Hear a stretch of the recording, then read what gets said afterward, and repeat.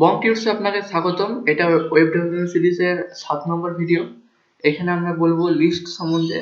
আমরা যে কোনো ওয়েবসাইট দেখে সেখানে লিস্টের আকারে অনেক কিছু জিনিস দেওয়া থাকে, তো সেটা কিভাবে তৈরি করে সেটা আমরা আজকে জানবো। আমরা ব্ল্যাঙ্ক টেক্সট নিয়েছি এবং সেখানে BongTuts এর CSS ফাইলটা অ্যাড করে নিয়েছি, যেখানে কিছু এখন লেখা নেই, আমরা সেই লেখাটা অ্যাড করব।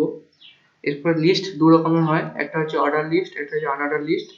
আনঅর্ডার লিস্ট মানে হচ্ছে যেখানে কোনো অর্ডার নেই, মানে পরপর কোনো সিরিয়াল ওয়াইজ কিছু নেই, জাস্ট পরপর দেওয়া আছে। আর অর্ডার মানে যেখানে কোনো নাম্বারিং করা আছে, মার্কেবল আছে। তো সিম্পল আমি একটা জিনিস দেখাচ্ছি। ফার্স্টে আমি আনঅর্ডার লিস্টটা দেখাচ্ছি।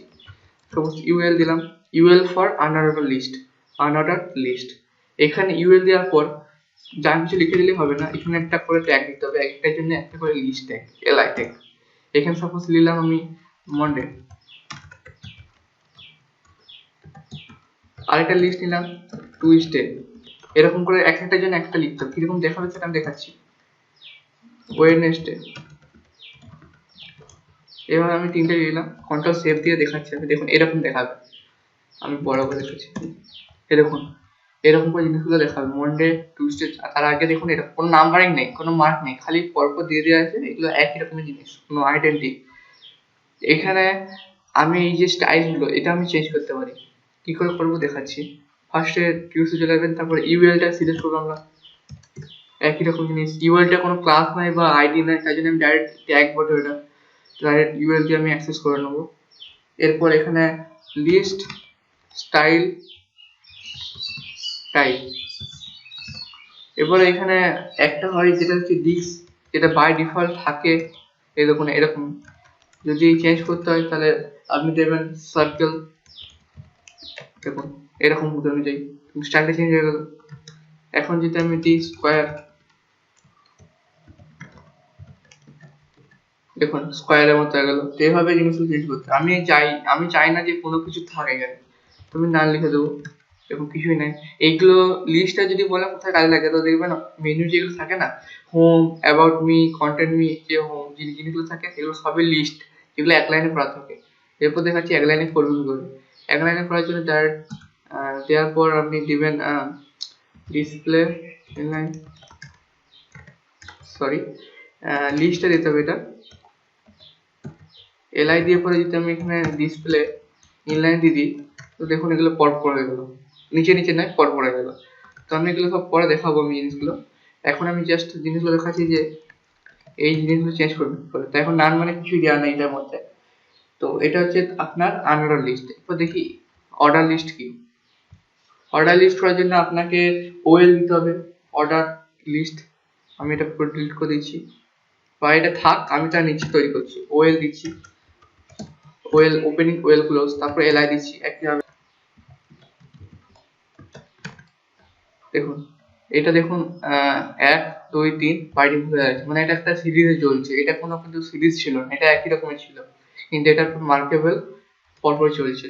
এটা যদি আমরা চেঞ্জ করতে যাই, সিম্পলি আমরা ওয়েলটাকে অ্যাক্সেস করব এবং এখানে লিখবো টাইপ, এই স্টাইল টাইপ। এবার দেখো এখানে অনেক রকমের জিনিস অলরেডি দেওয়া আছে, আমি কিছু জিনিস দেখাচ্ছি। সাপোজ আমি চাইছি যে ওটা রোমান হোক, রোমান হোক আমরা জানি, রোমান, লোয়ার রোমান মানে ছোট হাতে যে রোমান অক্ষরগুলো থাকে, এই দেখুন এগুলো এরকম। এগুলো আমরা অনেক ছোটবেলায় করেছি দাদাদের জন্য। এটা যদি আমি আপার করে দিই, দেখুন বড় হাতের এগুলো রোমান গুলো। এভাবে যদি আমরা এই জিনিসগুলো না করে ডাইরেক্ট আমরা ট্যাগে করতে পারি। যেমন ধরুন এখানে যদি ট্যাগটা আছে, ট্যাগের ফার্স্ট ট্যাগের মধ্যে যদি আমি টাইপ লিখে ইকুয়াল টু আই দিই, তাহলে দেখুন রোমান হরফে চলে আসবে। এখানে যদি ক্যাপিটালি আই লিখি, তাহলে দেখুন বড় হাতে আই চলে আসবে। এখানে যদি আমি এ লিখি ছোট হাতে, তাহলে দেখুন এখানে এ বি সি ছোট হাতে চলে আসবে। এখানে যদি বড় হাতে লিখি, তাহলে দেখুন এখানে বড় হাতের এ বি সি চলে আসবে। সো ব্যাপারটা এটাই যে এটা কোনো জিনিস নয় যে আমি সিএসএসটি শুধুমাত্র এটাকে অ্যাপ্লাই করতে পারবো। এটা আমি যেভাবে খুশি এই জিনিসটাই করতে পারবো। আঁকা দিলে এখানে সঙ্গে সঙ্গে 1 2 3 কিন্তু শুরু হবে, মানে এটা সংখ্যাই ধরে নেবে। তো এইভাবে জিনিসগুলো তৈরি হবে।